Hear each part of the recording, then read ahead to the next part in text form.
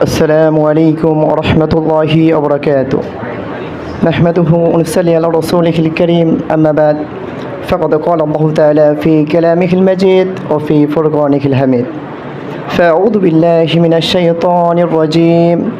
بسم الله الرحمن الرحيم. والعصر إن الإنسان لفي خسر إلا الذين آمنوا وعملوا الصالحات وتواصوا بالحق وتواصوا بالصبر. আলহামদুলিল্লাহ, যাবতীয় প্রশংসা তারিফ গুণগান একমাত্র আল্লাহ সুবহানাহু ওয়া তাআলার জন্য। যে আল্লাহ সুবহানাহু ওয়া তাআলা আপনাকে আমাকে জ্ঞান এবং বিবেক দিয়েছেন ভালোকে গ্রহণ করার জন্য এবং মন্দকে পরিত্যাগ করার জন্য, সেই আল্লাহ সুবহানাহু ওয়া তাআলার প্রতি কালিমাতি শুকর আদায় করি। সকলে বলি আলহামদুলিল্লাহ। সালাত এবং তাসলিম বর্ষিত হোক মানবতার মুক্তির দূত হযরত মুহাম্মদ সাল্লাল্লাহু আলাইহি ওয়াসাল্লামের উপর, যার হাতে পরকালের সুপারিশের দায়িত্ব রয়েছে। সেই নবীর প্রতি ছোট্ট একটি দরুদ পাঠ করি। সকলে বলি আল্লাহুম্মা সাল্লি আলাইহি আল্লাহুম্মা বারিক আলাইহি। প্রিয় উপস্থিতি, আজকে আমার সংক্ষিপ্ত আলোচনার বিষয় সূরাতুল আসরের অর্থ।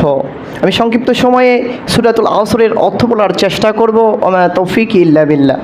আল্লাহ সুবহানাহু ওয়া তাআলা আমাদের প্রত্যেককে মনোযোগ সহকারে শ্রবণ করা এবং আমল করার তৌফিক দান করুক। সকলে বলি আল্লাহুম্মা আমিন।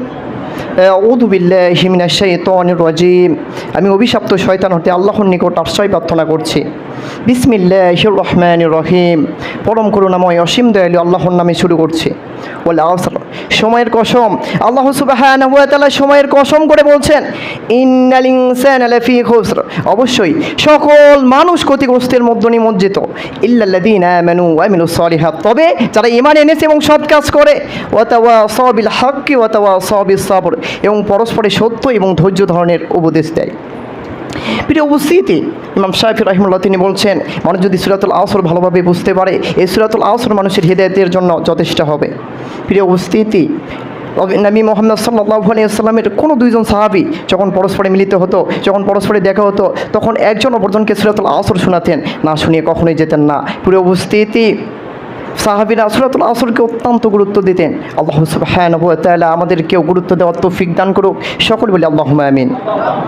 পরিশেষে আল্লাহ সুবহানাহু ওয়া তাআলা আমাদের প্রত্যেককে দ্বীনি জ্ঞান অর্জন করা এবং আমল করার তৌফিক দান করুক। সকলে বলি আল্লাহুম্মা আমিন। ওয়া নাহতুম বিহাযা সাল্লাল্লাহু আলা নবিয়িনা মুহাম্মদ ওয়া আলা আলিহি ওয়া সাহবিহি আজমাইন। আসসালামু আলাইকুম ওয়া রাহমাতুল্লাহি ওয়া বারাকাতুহু।